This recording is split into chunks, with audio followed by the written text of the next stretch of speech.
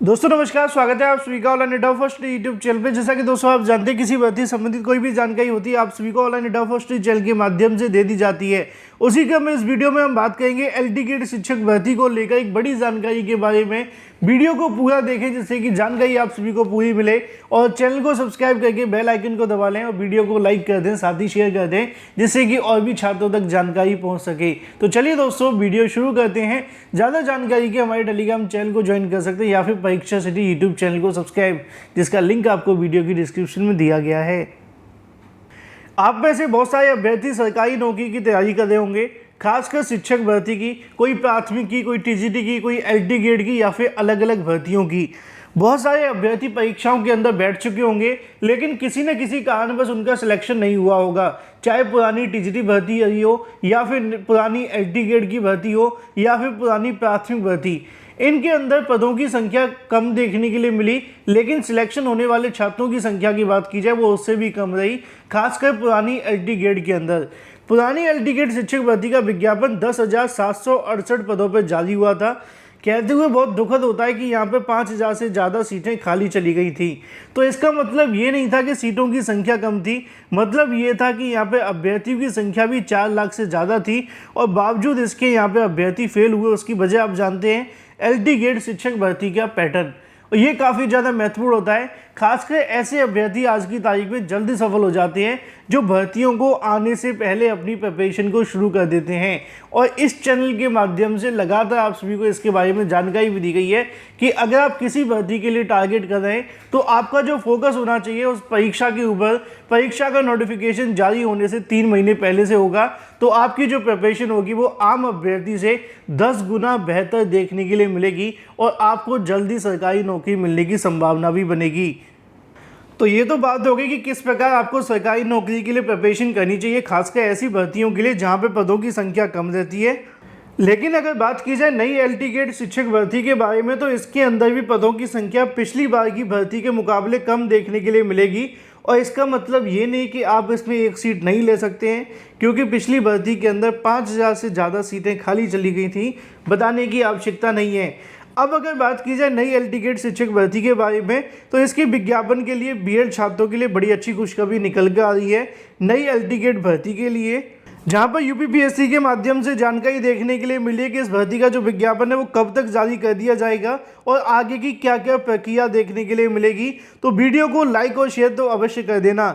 चलिए बात करते हैं पूरे डिटेल में एलटी गेट भर्ती को लेकर, क्योंकि बहुत सारे ऐसे अभ्यर्थी थे जो लगातार टीजीटी पीजीटी के बाद एलटी गेट भर्ती के बारे में पूछ रहे थे कि सर इसमें कौन कौन आवेदन कर सकता है, पदों की संख्या किसमें ज़्यादा होगी, और कौन कौन से ऐसे सवाल हैं जिनके जवाब मैं आप सभी को दे सकता हूं।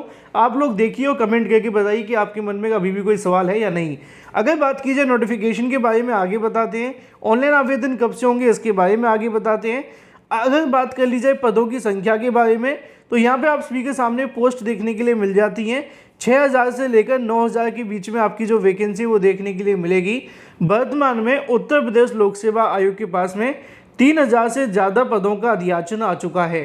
अधियाचन और खाली पदों में अंतर होता है। खाली पद जब तक अधियाचन बनकर नहीं पहुँचते तब तक भर्ती नहीं आती है, और 5,000 के समथिंग पुराने पद भी यहाँ पे खाली हैं। अगर इनको ही जोड़ दिया जाए तो लगभग 8,000 पद हो जाते हैं, और अभी इसके अंदर पदों की संख्या और भी बढ़ेगी। फिर भी मान करके चलें कि 6 से लेकर 8 के बीच में कोई भी पद आप सभी को देखने के लिए मिल सकते हैं एलटी गेट शिक्षक भर्ती को लेकर। लेकिन सवाल यह है कि किन विषयों के अंदर सबसे ज़्यादा पद देखने के लिए मिलेंगे। तो पहले मैं आप सभी को बता दूं, सबसे ज़्यादा जो पद आने वाले हैं वो आप सभी को देखने के लिए मिलेंगे कंप्यूटर विषय के अंदर। इसकी बड़ी वजह क्या है वो भी आप सभी को पता होनी चाहिए।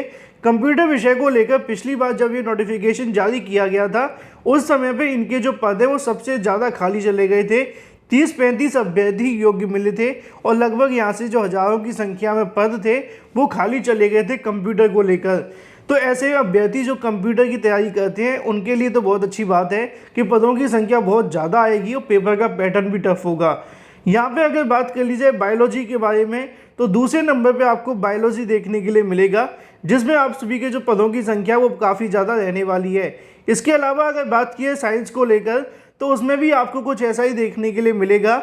इसके साथ ही अगर बात कर लीजिए साइंस के अलावा 3 विषय आपको ऐसे देखने के लिए मिलते हैं जिसमें सबसे ज़्यादा पद रहेंगे। साथ ही इंग्लिश के अंदर भी आप सभी के जो पद हैं वो ज़्यादा रहने वाले हैं। इसके अलावा अगर बात की जाए मैथ्स की, तो मैथ्स के अंदर भी आपको जो पद है वो देखने के लिए मिलेंगे। सबसे ज़्यादा की बात कर लिया जी तो सबसे ज़्यादा कंप्यूटर में, फिर बायोलॉजी में, फिर साइंस में, इंग्लिश में और फिर मैथ्स में। ये कुछ ऐसे सब्जेक्ट हो जाते हैं जहाँ पे आपको पदों की संख्या भरमार देखने के लिए मिलेगी, क्योंकि पुरानी भर्ती के पद भी खाली रह गए थे। पुरानी भर्ती में कौन कौन से पद नहीं खाली रहे थे वो आपको पता होना चाहिए। जैसे कि कला की अगर बात कर ली जाए, आर्ट्स जिसको हम कहते हैं, हिंदी की बात की जाए, या फिर अगर बात करें हम आप सभी के एसएसटी को लेकर, तो एसएसटी ये ऐसे विषय हैं जिनके अंदर पदों की संख्या पिछली भर्ती में तो खाली रही नहीं थी। अब जब नए अध्याचन आएंगे तो इनके अंदर क्या होगा कि पदों की संख्या तो होगी लेकिन ज़्यादा नहीं होगी, क्योंकि पुरानी भर्ती के 4 से 5,000 पद खाली हैं और नई भर्ती के पदों की संख्या सिर्फ 3,000 है। अब यहीं से पता चलता है कि ये तो कुछ ही विषयों के पद हैं और ये सभी विषयों के पद हैं, तो यहाँ पर सबसे ज़्यादा पद वही होंगे जो पुरानी भर्ती में खाली चले गए थे। अब जो नई भर्ती आने वाली है उसमें थोड़े थोड़े पद आपको कम देखने के लिए मिलेंगे, जैसे कि हिंदी, एसएसटी के अंदर, कला के अंदर, कुछ ऐसे विषयों के अंदर। तो ये तो बात होगी आप सभी के सामने पदों के बारे में। अगर बात की जाए यहाँ से आवेदन फीस को लेकर, तो ज़्यादा रुपये आपसे नहीं लिए जाते हैं। 125 या फिर 25 रुपये आप सभी से लिए जाते हैं आवेदन करने के बारे में। पोस्ट मैंने आप सभी को बता दी है। आपका जो सिलेक्शन होगा प्री और मेंस के द्वारा किया जाएगा। पहले आपकी प्री परीक्षा होगी। प्री परीक्षा में अगर आप क्वालिफाई होते हैं, जो भी यहाँ से आप सभी का नंबर बनाया जाएगा, कुछ गुना अभ्यर्थियों को बुला लिया जाएगा मेंस के लिए, ठीक है।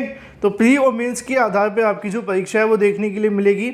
एग्ज़ाम का पैटर्न क्या रहेगा इसके बारे में आपको थोड़ी सी जानकारी लेनी पड़ेगी कि आपका ऑब्जेक्टिव टाइप का पेपर देखने के लिए मिलेगा, सब्जेक्टिव नहीं होगा, ठीक है। तो इस बात को आप ध्यान में रखें। आपका जो भी पेपर होगा उसमें आपकी जीएस पूछी जाएगी 30 नंबर की और 70 नंबर का आपका सब्जेक्ट देखने के लिए मिलेगा।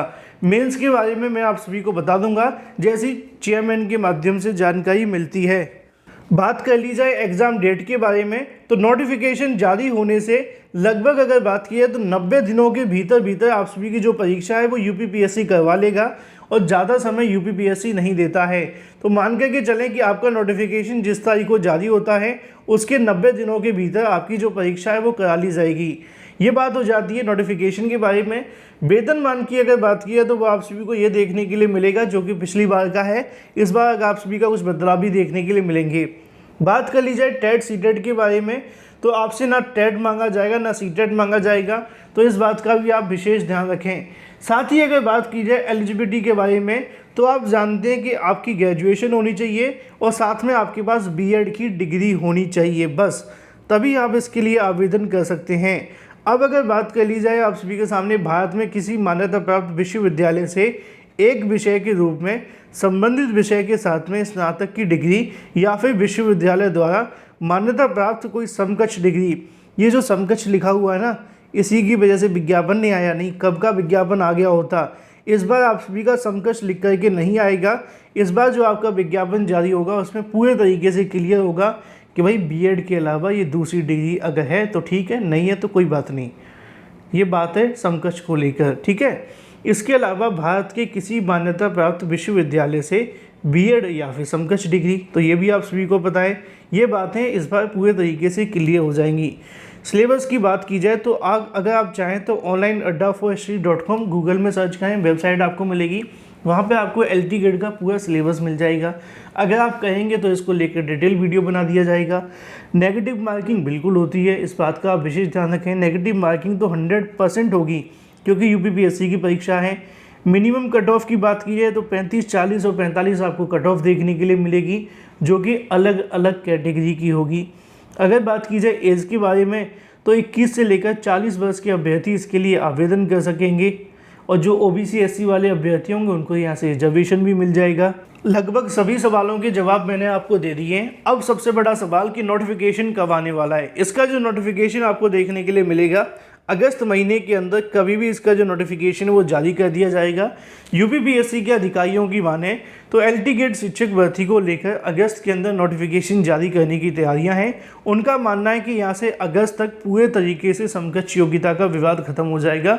निदेशालय के पास में जैसे यहाँ से स्पष्टीकरण मिलता है उनकी तरफ से नोटिफिकेशन भेज दी लोक सेवा आयोग को और जैसे ही लोक सेवा आयोग के माध्यम से नोटिफिकेशन मिलता है उनकी तरफ से विज्ञापन जारी कर दिया जाएगा। अगस्त के अंदर अगर आपका नोटिफिकेशन जारी होगा तो अगस्त के अंदर ही आपके जो आवेदन है वो शुरू करा दिए जाएंगे। तो आप लोग अपनी तैयारी अभी से करते रहें, क्योंकि अगर आप मान रहे हैं कि अगस्त के अंदर नोटिफिकेशन आता है तो 3 महीने का आपको समय मिलेगा परीक्षा के लिए। अगस्त के बाद 3 महीने निकालें, सितंबर, अक्टूबर और नवंबर। बस नवंबर तक आपकी जो प्री परीक्षा है वो करवा ली जाएगी। और LT ग्रेड का पेपर का पैटर्न बहुत टफ होता है, इस बात को मजाक में मत लीजिएगा, क्योंकि अब बाद में क्या होगा कि नुकसान देखने के लिए मिलेगा। बुरा लगता है जब 7-8 हज़ार में भर्ती आती है और आधे से ज़्यादा पद खाली चले जाते हैं। इतनी बड़ी बेरोजगारी में अभ्यर्थी बैठे हुए हैं और पदों की संख्या कम है, फिर भी यहाँ पे अभ्यर्थी बाहर हो रहे हैं। तो इस बात को विशेष ध्यान रखें। बाकी अगर आपके मन में कोई सवाल है तो कमेंट करके अवश्य पूछें। और अगर आप ग्रेजुएट प्लस BEd हैं तो बहुत जल्द आप सभी के लिए एक बड़ी भर्ती इंतजार कर रही है, जिसका नाम है LT ग्रेड शिक्षक भर्ती। फिलहाल इस वीडियो के माध्यम से इतना ही। उम्मीद है आपको वीडियो पसंद आया होगा। वीडियो पसंद आया तो लाइक कर दें, साथ ही शेयर कर दें और चैनल को सब्सक्राइब कर दें।